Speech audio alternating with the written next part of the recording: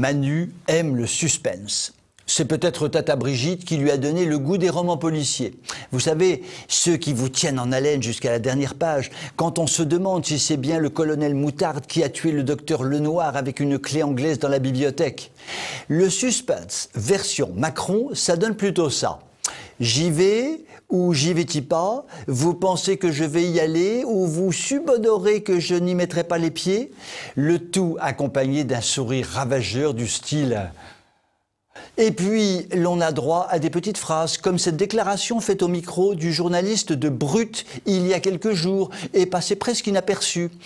Je cite, « Peut-être que je ne pourrais pas être candidat, peut-être que je devrais faire des choses dans la dernière année, dans les derniers mois, dures parce que les circonstances l'exigeront et qui rendront impossible le fait que je puisse être candidat. » Fermez les guillemets. Bigre de Pataplouf. Il y a beaucoup de choses à dire d'une déclaration pareille, mais une chose est sûre, en termes de langue française massacrée, Manuchon égale Sarkozy, ce qui est un exploit.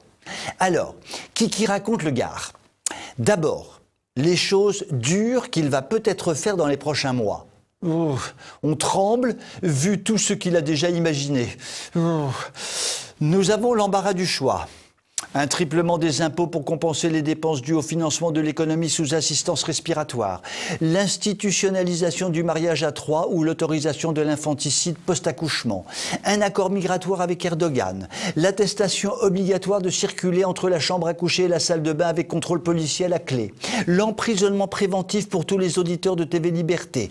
Le port du masque pour les enfants à partir du 6e mois de grossesse. Le remplacement des centrales nucléaires de la vallée du Rhône par des dynamos montés sur pédalo. Il y a de quoi faire. En France, on n'a pas de pétrole, mais on a des idées et le pire n'est jamais décevant. Cela dit, cette déclaration manuchienne fait froid dans le dos. Elle nous renseigne d'abord sur le fait que Macron a de la ressource et des idées en réserve pour abîmer encore un peu plus notre pauvre France. Ensuite, elle nous apprend qu'il n'a potentiellement absolument pas l'intention d'assumer les conséquences de ses idées tordues devant les urnes. Ce qui serait du jamais vu. Le mandat présidentiel qui se transforme en 5 années de n'importe quoi, on rase gratis. Et après les enfants, débrouillez-vous, cela ne me regarde pas. Et je pars en vacances au Touquet avec ma briche-tounette. Le signal d'irresponsabilité ainsi envoyé serait désastreux. Mais à toute chose, malheur est bon. Il est sûr que nous aimerions tous que Macronimus paie pour ses terribles agissements et qu'il morde la poussière un bon coup. Mais si nous pouvions, à minima, avoir la garantie de le voir disparaître dans les poubelles de l'histoire, ma foi, ce ne serait pas si mal. Sur cette conclusion de tri sélectif écologique, je vous souhaite une très belle soirée et je vous dis à demain.